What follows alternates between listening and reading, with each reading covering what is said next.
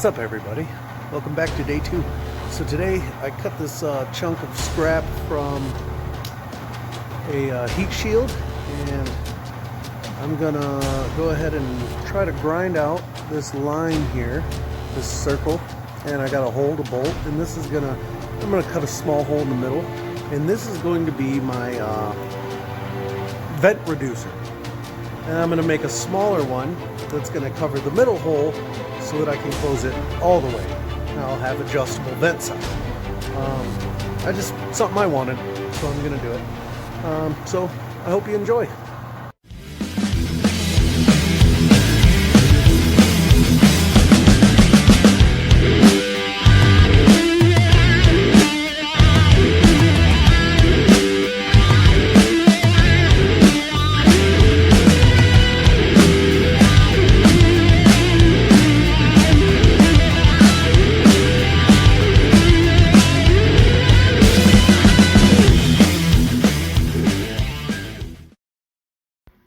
Alright everybody, so I have to reduce over an hour and a half's worth of footage. So what I'm going to be doing is disregarding anything that I was saying in the video and just go ahead and walk you through what I'm doing. Right now I'm just cutting and grinding out those metal pieces that I'm going to be using for my heat vents, as I was talking about in the intro. So here we go. And this is just a simple wire wheel on one side and a grinding wheel on the other. So I spent a lot of time doing this. And in the end, I realized, you know what, there's a lot of material here, so I'm just going to cut some out. Went ahead and pulled out the old cutting wheel there on the hand grinder and cut off a whole bunch of the excess metal that I had to work with now. And I'm going through cleaning that side up again. So I know it's been a long time, guys, and a lot of this material has been done for weeks. I just haven't really had my stuff together enough to go ahead and get it put on here, and haven't really been feeling all that sociable lately, but it's getting better here. So yep, a lot of stuff to cover over the next few minutes.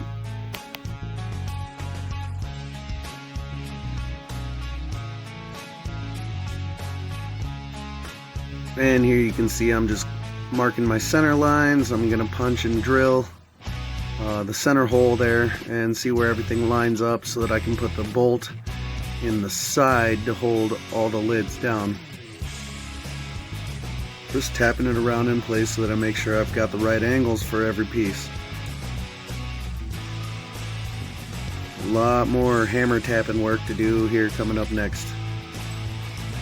I've done a lot of little tiny swings of the hammer. And so now on to the drilling. Drilling the center hole. And doesn't really take much, but I had an old worn out drill bit that really wasn't working that great, so I had to switch it up for a smaller one and then make it bigger.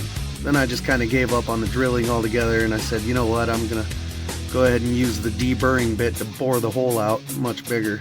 So time to just kind of set the hole for the bolt, the retaining bolt, I guess you'd call it, for the lids.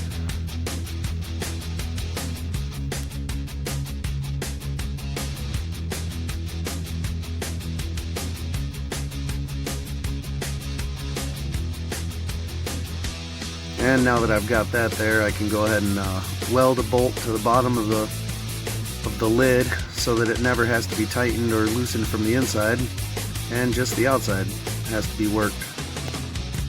So this is the deburring bit I was talking about now on a pneumatic hand tool, and so this has a really nice boost of power to it, being a pneumatic tool, an air tool.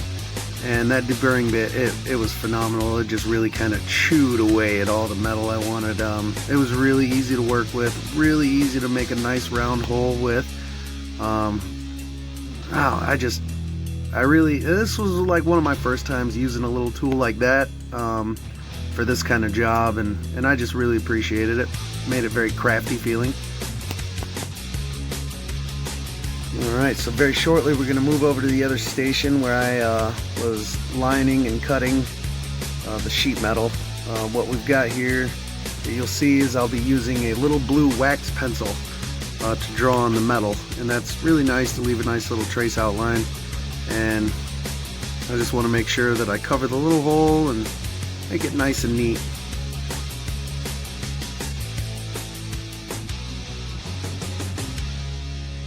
And so now it's time to cut out the second, or the smaller hole, or the smaller lid, excuse me.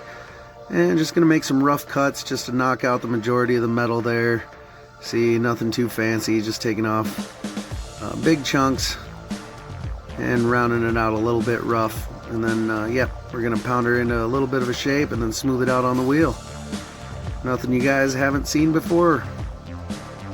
I should be wearing gloves, but I'm kind of stupid sometimes, and my hands suffered greatly from all the work that I did in this metal work. It's very hard to work metal with gloves on because it's just, I don't know, you get more finesse when you're barehanded against the metal, I feel, but your hands take a really bad beating. The skin gets cut up, burnt, bruised, just abrased in every way you can think of, crushed by hammer blows and stuff. So, but you know, it's a love-hate relationship between metalworking and the metalworker's hands. And I just really appreciated this project because it made me reawaken a lot of the skills that I had in me, and realize that I had let a lot of my skills get more rusty than I wanted them to, but that I still knew what to do. And just dipping my feet back in it this heavily in the custom fabrication, it was great. I needed it, so I'm really glad I took this job on, and I'm sorry it's been taking me so long to get it out to you guys.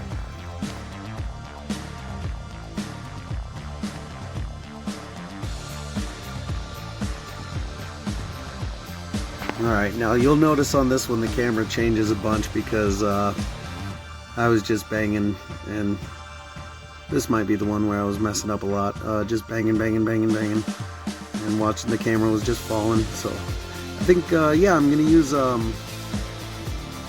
here we go, yep, finishing the rounding out, and then I think I went ahead and used a small mallet for kind of like a dolly to lay on the table behind the metal that I was working, so that I had a nice hard surface in the background. You see how those burr bits are really nice? They just let you clean it up, super pretty, and really easy to keep it nice and rounded. I guess this isn't the body hammer part. Yep. Oh, there it is. There's the body hammer I was talking about, or the big hammer I was using for a dolly. See how it just allows you to ping super fast and kind of bend the metal as you please with it. It's just much easier to bend the metal back and forth over a little curved edge on a heavy piece of steel like that.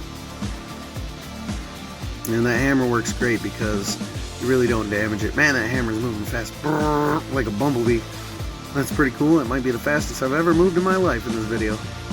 But just lots and lots and lots of hammering and bending and hammering and bending and fine little adjustments with the hammer. You really want to shape this metal, and honestly, I spent too much time shaping it, and I ended up thinning the metal out a little bit. There was a couple pinholes in it, but not a big deal. It'll still serve its purpose.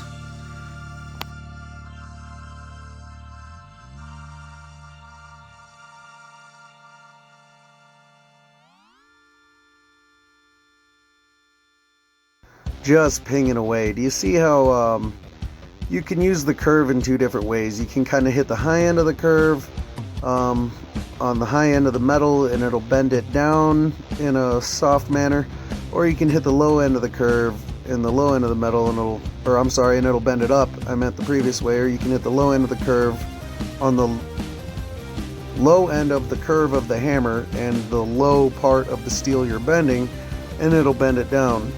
You can manipulate things back and forth, up and down, and kind of stretch the metal out so it doesn't really tear or bulk up too much in one spot while you're bending a flat piece of metal. I don't know if that made any sense to anybody but me, but I saw exactly what I was explaining to myself in my head. Anyway, back to the show.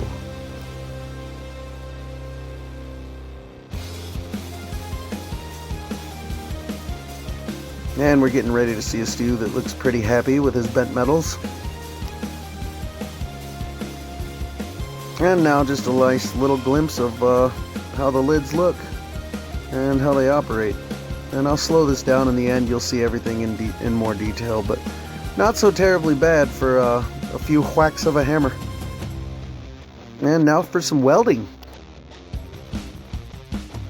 So yeah, safety is utmost important when welding. You got to make sure you're not in a wet environment. You got to make sure you want hand protection more than what I had, and you want to make sure that you don't have your eyes exposed to this flame. Obviously it's okay to see it, the arc through the camera. That's fine to watch like this, but just like an eclipse, you want to look through it through a video or a lens of some sort, and not through bare naked eyes. Or this will burn your eyes, guys. This will give you what's called flash burn, and it's like sunburn on your eyes and on your skin, and it can blind you in the worst cases of it. But at the very least, when you get flash burn, and I've had it before, it feels like somebody dumped sand and really hot water in your eyes, and it hurts to blink, it hurts to keep your eyes open, and it hurts to keep your eyes shut.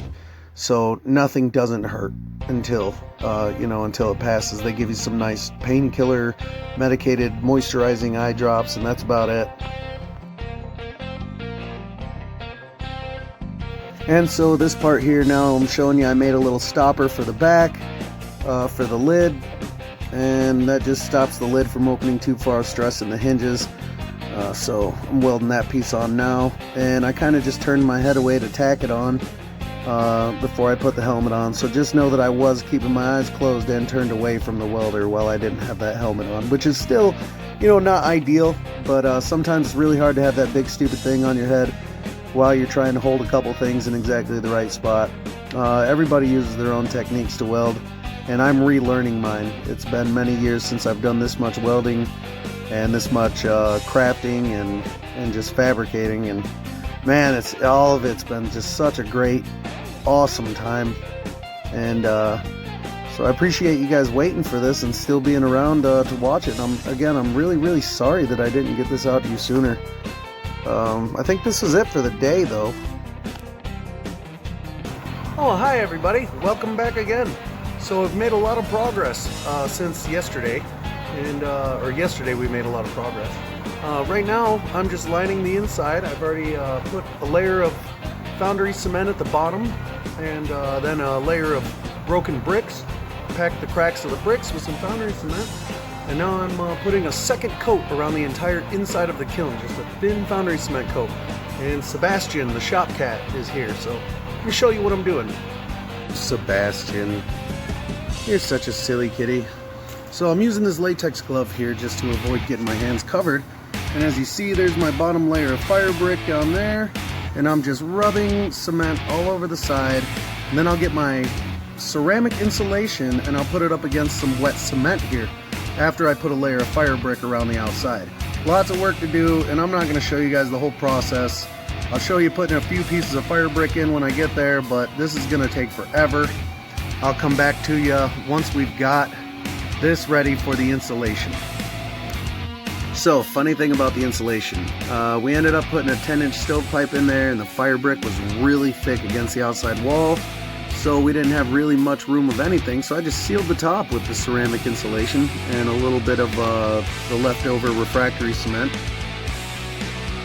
But other than that, man, everything really fit together. And honestly, all that fire brick, huge waste of time, huge waste of energy, and a huge waste of supplies. It would have been fine just stuffing the insulation between the steel pipe and the outside, but yeah, so I ran out of this. This is the last I had, and I was just seeing if I could go ahead and run a bead over top of this ceramic insulation to seal it. Really not necessary. Again, just kind of using the rest of what I had. Just kind of testing out an idea here, but this was way overkill with the fire bricks and the ceramic insulation. And I mean, you could melt whatever you want to melt in here if you get a hot enough flame. Alrighty, folks. So here we are, and you can hear it. We've got the lids open, but let's close them down first. We can open our small one. We can open our big one. And then we can open our lid.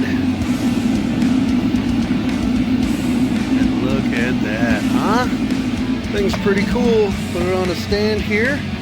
The next video you'll see, we'll be smelting some copper and maybe even some aluminum and quite possibly a little bit of silver. You'll have to stay tuned, and I'm gonna have to adjust my fuel level here because the torch is getting gooden hot. Catch you next time, everybody.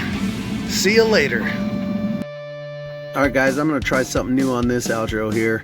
I'm gonna give you a little preview for the next video. Not telling you what's in that little crucible right there, but I'm melting something precious down. Stay tuned and you will see.